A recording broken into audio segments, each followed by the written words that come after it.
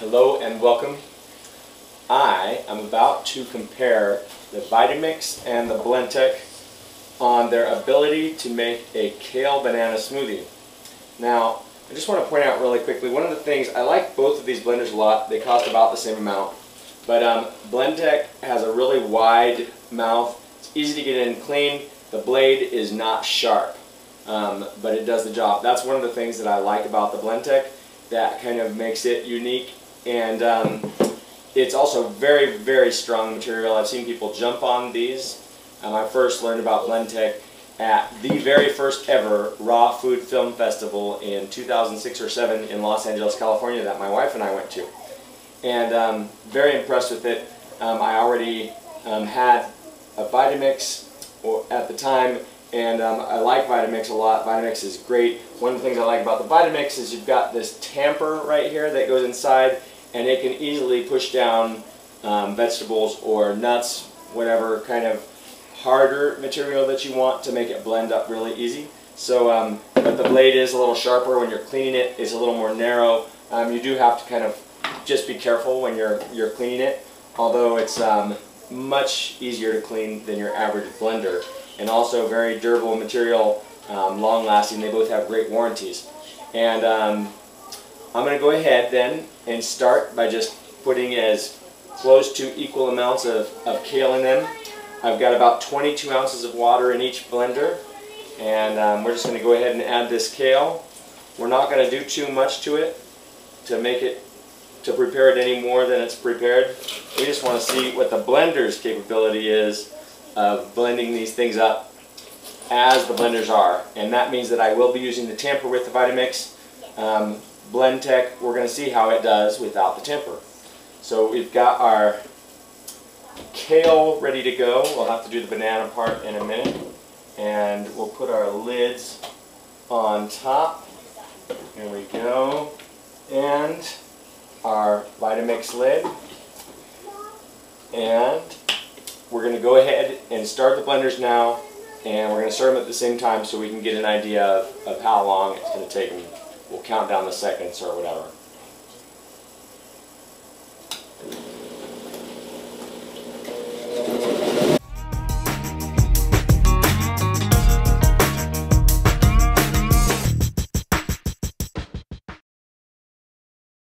Alright, so we bet about the same amount of time with each blender.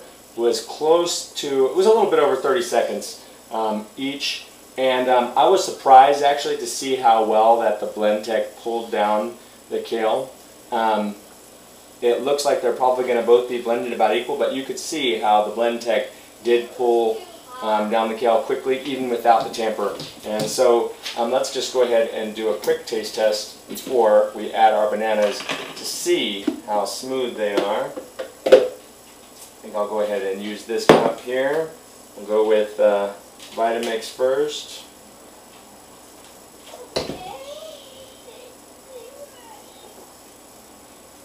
It's pretty smooth.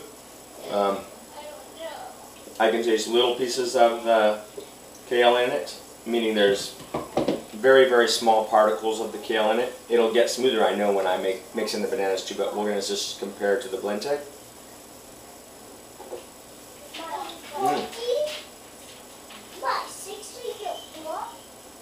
Blendtec did a very good job. I can still taste little particles in it too, but I definitely would say they're comparable on a very basic level, but I think the Blendtec did work a little bit faster when it came to how long it took, and the fact that it didn't need a tamper for this particular job is pretty cool.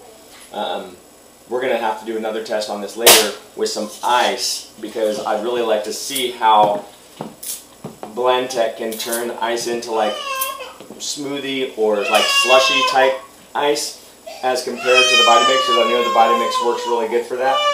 And so obviously I've been using my Vitamix for a long time, and my Blendtec is a pretty new tool for me. I've only got to see a couple of things done with it so far, and so I'm just curious to know what's going to be the best blender overall.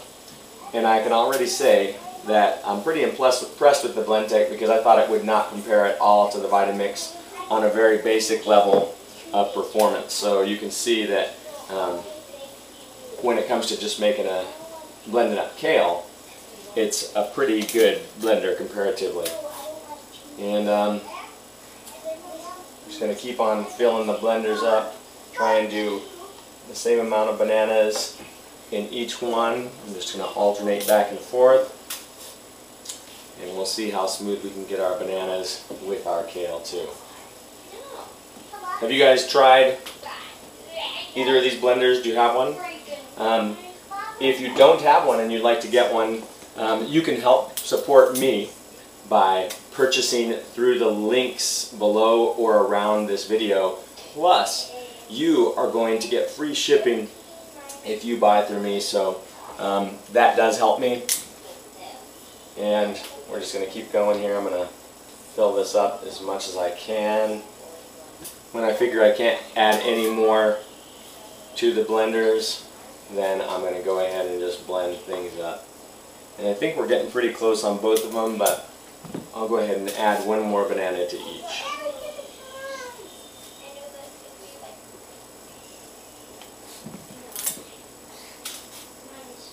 And my family of 5 actually, if you include the one that really doesn't eat too much regular food, she's mainly still having milk, we will eat all of this smoothie in a relatively short period of time, meaning like for me, I'll probably finish my portion in about 5 to 10 minutes or something like that. And then for the kids, it doesn't take them too much longer than that, and my wife is the same. So let's just go ahead then and see what we've got with the bananas and the kale at the blender at the same time.